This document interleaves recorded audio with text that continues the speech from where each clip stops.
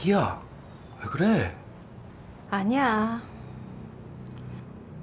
이게 마지막 여행이라고 생각하니까 기분이 좀 그래서. 자기야, 왜 여행 가면서 그런 말을 해? 자기 그 여자랑 이혼하고 나랑 살면 안 돼? 자기야, 그냥 이번 여행 우리끼리 집중하고 재밌게 놀다 오자, 응? 알았어. 나도 자기랑 행복하게 좋은 추억 남기고 싶어. 이렇게 하면 쪽발. 자기 그럼 족발도 먹을 거야? 그럼. 그래? 자기가 다 사줄 거야? 그럼. 진짜? 많이 먹자. 좋다. 자기? 야, 이 짐승 같은 놈아! 여보, 당신 여기 어떻게? 출장 간다더니 잘한다. 당신이 어떻게 나한테 이럴 수가 있어? 오빠 괜찮아? 왜 이러세요? 여보, 좀 높이 얘기해, 좀. 시끄럽고 따라와. 오빠!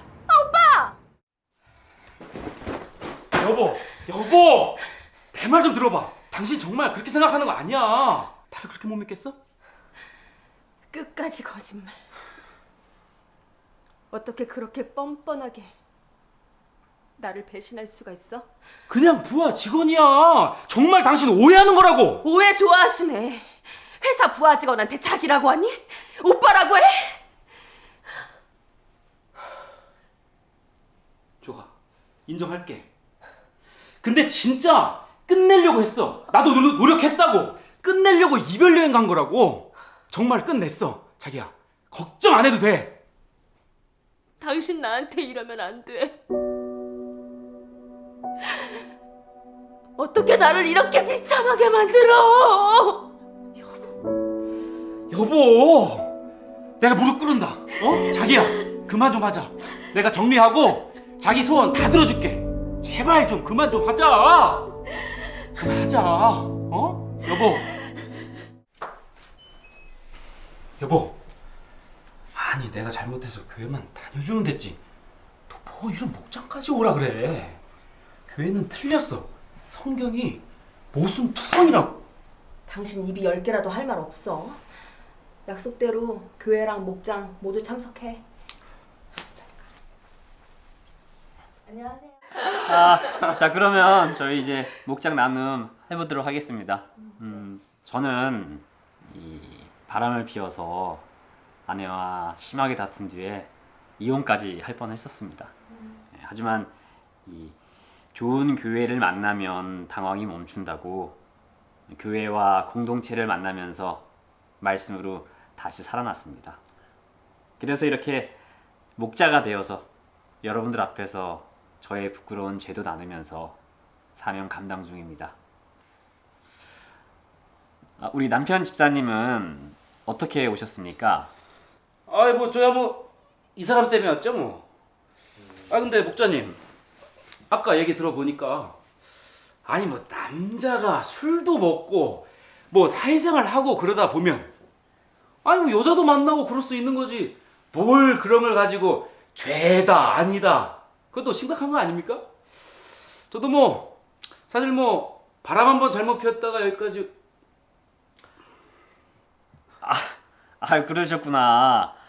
이 남자가 다 이 짐승 아니겠습니까? 우리 집사님도 저도 이 바람 출신 짐승이네요. 이 사람이란 게 등 따시고 배부르면 바로 음란에 빠지는 게 우리의 본능입니다. 그래도 이렇게 목장에 오는 게 쉽진 않으셨을 텐데 이렇게 나와주시고 또 솔직하게 나눠주셔서 정말 너무너무 감사합니다. 그럼 우리 아내 집사님은 남편분께서 속 좀 썩이셨는데 어떠셨어요? 저도 처음에 너무 화가 나서 이 사람 목이라도 조르고 싶었다니까요. 그런데 말씀을 보니까 제가 얼마나 완악하면 바람 사건을 허락하셨을지 해석이 되더라고요. 여자로서 가장 수치스러운 일이잖아요. 그런데 이렇게 남편이랑 같이 목장에 나오게 돼서 너무 감사해요. 또 이렇게 말씀으로 해석해가는 모습이 참 너무 감사합니다. 다 제 잘못인데 내가 이렇게까지 생각한 줄 몰랐네요. 오늘 목장 오길 잘한 것 같습니다. 목자님, 감사합니다. 아유, 아닙니다. 제가 더 감사합니다. 여보 나왔어.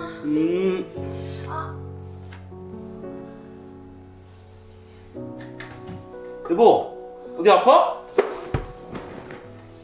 아니 오늘 주일학교 야유회 갔다 온다 그랬잖아. 거기서 닭싸움하다가 넘어졌어. 걱정하지 마. 지금 병원에서 검사받고 오는 중. 사람처럼 조심 좀 하지. 병원에선 뭐래? 괜찮아. 그냥 조금 삐끗한 거야. 여보, 나 좀 들어가서 누울게.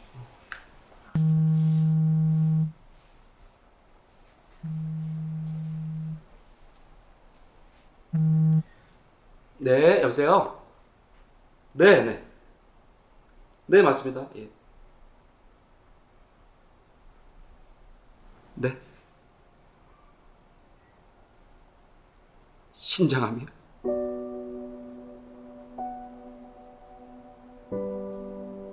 삼기라고요.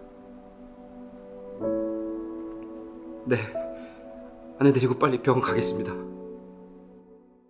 여러분 잘 보셨나요?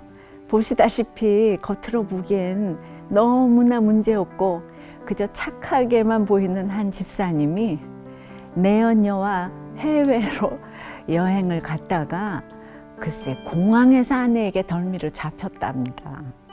바람에 받자도 모를 것 같은 사람인데 아내 몰래 바람을 피운 것도 그렇고 이만한 사건이면 이혼을 하니 많이 육박지원을 치를 법한데도 이 부부는 달랐습니다.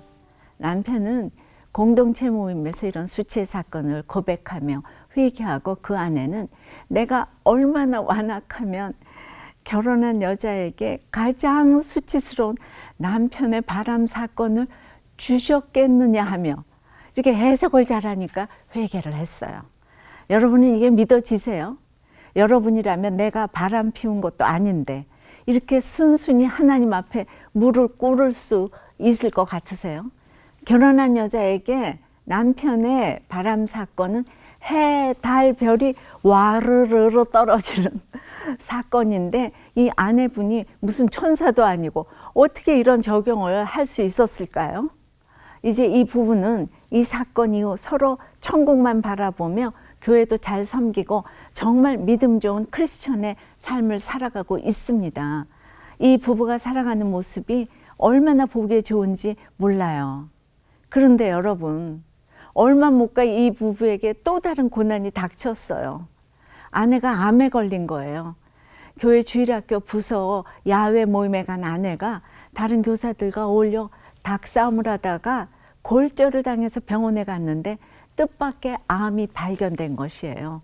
아니 여러분 보시기에 이분에게 무슨 심판받을 일이 그리 많아서 이런 재앙이 왔을까요? 이 아내분 입장에서는 하나님께 순종도 잘하고 남편에게 복종도 잘하고 천사도 이런 천사 같은 아내가 없는데 너무나 황망한 일이 일어난 것입니다. 여보, 난 이제 죽어도 천국에 갈 수 있다는 소망이 있어. 여보, 당신 왜 또 그런 약한 소리를 해? 당신 죽으면 나랑 애들은 어떻게 살라고? 공동체가 있잖아. 난 당신이 목장 예배 열심히 하고 큐티 열심히 해서 목자 되는 게 소원이야. 알았어. 당신 소원 내가 다 할 테니까 당신은 회복할 생각이나 해? 여보, 오늘 말씀으로 날 위해 기도해 줄래? 그래.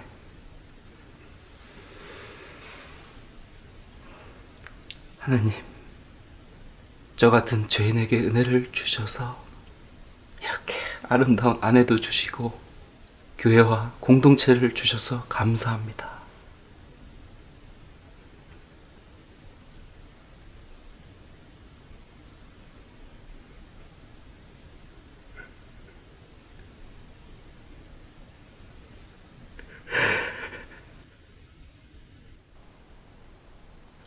아내의 콩팥에서 10cm나 되는 암이 자라기까지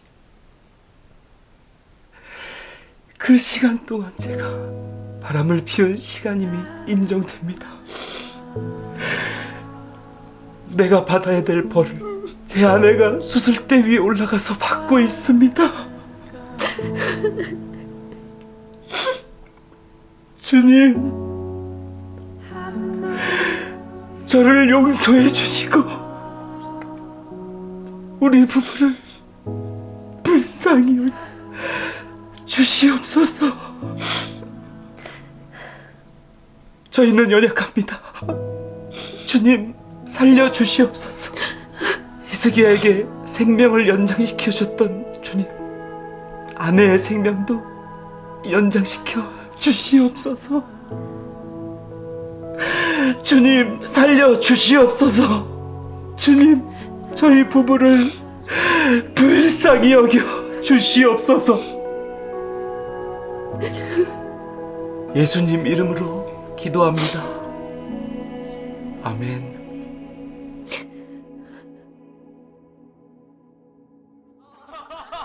예. 자, 이제 자리를 정돈하시고 오늘 나눔 시작하도록 하겠습니다. 저는 무늬만 기독교인이었습니다. 정말 짐승처럼 바람피다가 아내에게 덜미가 잡혀 지금의 교회와 공동체로 인도받게 되었습니다. 그렇게 철없던 제가 아내의 소원대로 목자가 되었습니다. 그리고 이제는 날마다 저의 죄를 고백하며 가는 것이 저의 사명이 되었습니다. 그리고 덤으로 아내의 건강도 회복시켜 주신 하나님께 감사를 드립니다. 우리 집사님은 어떻게 오셨습니까? 수술과 항암 치료를 받으며 눈물의 골짜기를 지나온 아내는 그래도 말씀이 들리기에 지금 죽어도 천국에 간다며 평강을 누리고 있습니다. 그러나 남편은 아내가 천국에 가면 아들과 어떻게 살아야 할지 두렵다고 했어요. 그리고 아내의 콩팥에서 10cm나 되는 암이 자라기까지의 시간이, 제가 바람 피운 만큼의 세월 이미 깨달아진다며 회개의 눈물을 흘렸어요. 그리고 내 죄 때문에 아내가 암에 걸린 것 같다. 아내의 생명을 연장해 달라고 히스기야처럼 눈물의 기도를 드렸습니다. 그런데 여러분, 자기 죄를 고백하며 드린 그 남편의 기도 덕분일까요?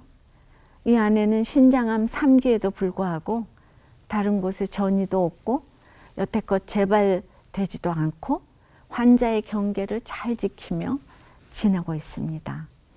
이렇듯 부부가 자기 죄만 보고 서로의 구원을 위해 피차 종로로 타다 보면 그 가정은 곧 천국이 될 것입니다. 서로 기뻐서 죽게 하듯 순순히 내 배우자에게 복종하는데 다툴 일이 뭐가 있고 맘상할 일이 뭐가 있겠습니까? 정말 천국이 따로 없을 것입니다. 그런데 여러분도 너나 할 것 없이 다 겪어보셔서 아시겠지만 부부가 서로 복종하기가 말처럼 쉽지 않습니다. 더구나 복종이 무엇입니까? 이게 남의 명령이나 규칙을 무조건 따르는 것이잖아요. 순순히 복종하는 좀 순종과는 또 달리 시키는 대로 무조건 해야 하는 것입니다. 싫든 좋든 내 의사와는 상관없이 반드시 해야 하는 것이기 때문에 우리는 복종하는 것이 참 힘들죠. 그래서 군사용어라고 해요. 근데 순종하면 뭔가 뿌듯하고 기쁨이 따르지만 이 복종하면 왠지 손해를 보는 것만 같고 뭔가 억울한 것 같아서 늘 마음이 불편하지요. 그래서 우리는 복종이란 말만 들어도 마음이 불편합니다. 그러니까 내 마음에 들지 않을수록 하기 싫은 일일수록 더욱 복종하기가 힘듭니다. 그런데 주님은 피차 복종하라고 하십니다.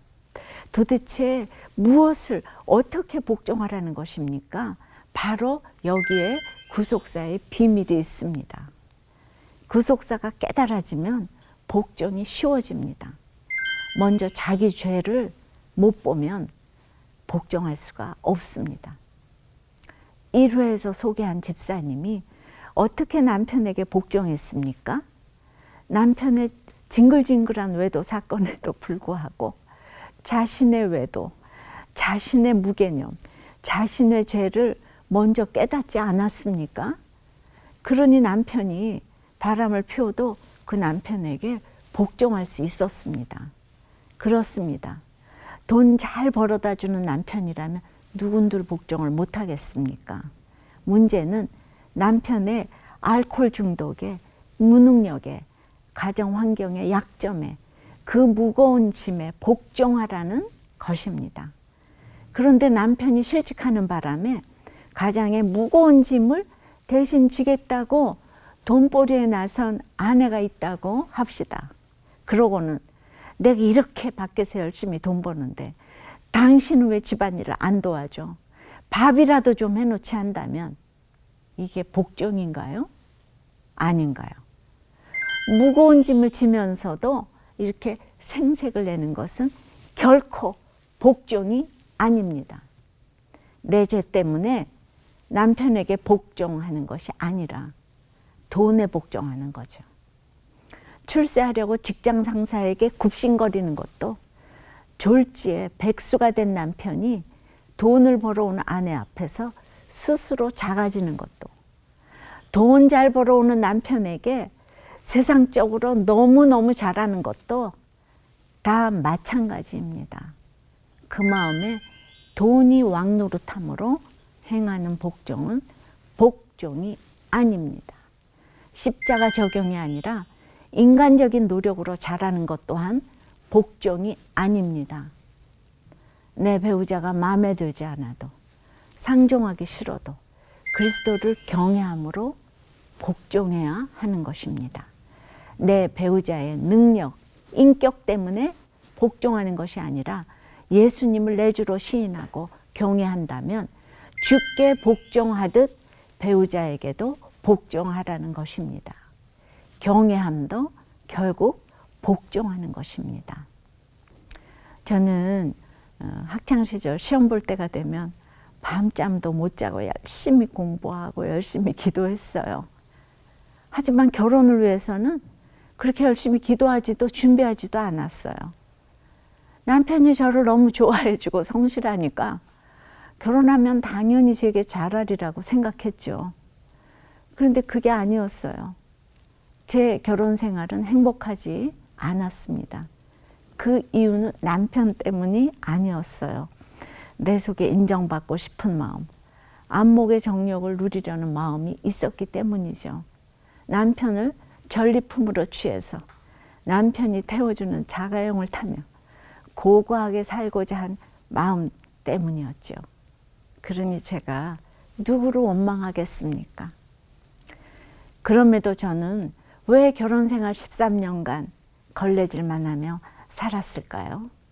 하나님이 제게 중요한 명령을 주셨기 때문이에요. 마가복음 10장 9절과 에베소서 5장 23절을 통해 하나님이 짝지어 주신 것을 사람이 나누지 못하고 제 머리가 남편이라는 것을 말씀으로 알려주셨기 때문입니다. 가정을 잘 유지하는 것을 최고의 명령으로 주셨기 때문에 이제 화가 나고 기가 막혀도 걸레질을 하며 제자리를 지켜야 했어요. 그렇게 가정의 질서를 깨지 않고 잘 순종했더니 저를 이렇게 빛난 인생으로 삼으셨습니다. 그러면 우리가 해야 할 첫 번째 적용이 바로 서로의 배우자에게 복종하기를 주께 하듯 하는 것입니다. 아내와 남편에게 복종하기를 주께 하듯 하는 것입니다. 이것은 제가 지어낸 말이 아니고요. 또 제가 터득해서 깨달은 진리도 아니에요. 오해 마세요. 하나님의 명령입니다. 아내는 남편에게 복종하라는 것은 남녀를 차별해서 하는 말씀이 절대로 아니에요. 아내의 머리가 남편이고 남편의 머리가 그리스도이기 때문에 죽게 하듯 남편에게 복종하라는 것이죠. 당장 이상한 내 남편에게 복종하기는 힘들어도 그것이 주님께 복종하는 것, 내게 주어진 역할에 순종하라는 것이죠. 이것이 곧 복종입니다. 남편 또한 마찬가지예요. 아내를 사랑하라고 하지만 그 사랑도 결국 복종하는 것입니다. 진정한 영적 리더십은 희생과 섬김을 포함하는 것입니다. 그러므로 한 가정의 리더인 남편에게는 생명을 내어놓는 희생과 섬김, 사랑이 요구됩니다. 그 마음에 그리스도의 사랑이 있어야 합니다. 에베소서 5장 25절에는 남편들아 아내 사랑하기를 그리스도께서 교회를 사랑하시고 그 교회를 위하여 자신을 주신같이 하라고 하셨죠. 이 세상 남편들에게 주시는 하나님의 명령은 사랑하라입니다. 그런데 여러분, 순종은 내 의지를 꺾고 어느 정도 노력으로 할 수 있지만 이 사랑은 또 노력한다고 우러나는 게 아니잖아요. 그러니 사랑은 순종보다 이 100번 어려운 거 맞습니다. 그러니 이것이 남편들에게 얼마나 힘든 명령입니까? 남편에게 복종해야 하는 아내보다 훨씬 더 힘든 명령입니다. 게다가 여러분, 베드로전서 3장 7절에 아내를 귀히 여기지 않으면 기도가 막힌다고 하였죠. 여러분, 기도가 막힌다는 것이 무엇입니까? 영적인 호흡이 끊어지는 거예요. 크리스천으로서는 치명적인 재앙 아닙니까? 그렇다면 우리 남편들이 어떻게 이런 힘든 사랑을 할 수 있습니까? 예수님을 만나지 않고는 진짜 사랑을 할 수 없습니다. 예수님의 십자가 사랑을 경험하지 않으면 이 아가페의 무조건 사랑은 절대 불가능합니다. 그래서 너희도 각각 자기의 아내 사랑하기를 자신같이 하라고 하였죠. 내 몸을 아끼듯 아내를 아끼고 내 몸을 챙기듯 아내를 챙겨야 합니다.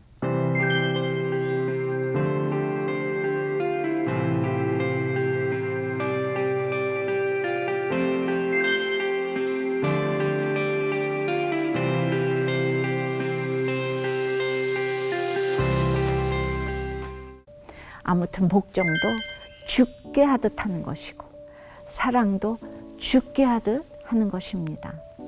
이처럼 예수님과 관계를 잘 맺고 있는 부부는 서로 복종하는데 문제가 없습니다. 그러나 예수님과 관계를 잘 맺고 있지 않으면 서로의 역할을 인정하지 못하기 때문에 열등감과 우월감의 싸움이 끊이지 않게 됩니다. 하나님은 우리에게 배우자를 돕는 배필로 주셨어요. 그런데 돕는다는 것이 무엇입니까? 상대의 무거운 짐을 내가 짊어지는 거예요. 그러므로 결혼은 무거운 짐을 같이 지고 갈 확신으로 하는 것이지 그저 나를 이해해주고 사랑해준다고 육신의 정욕에 따라 하는 것이 아닙니다.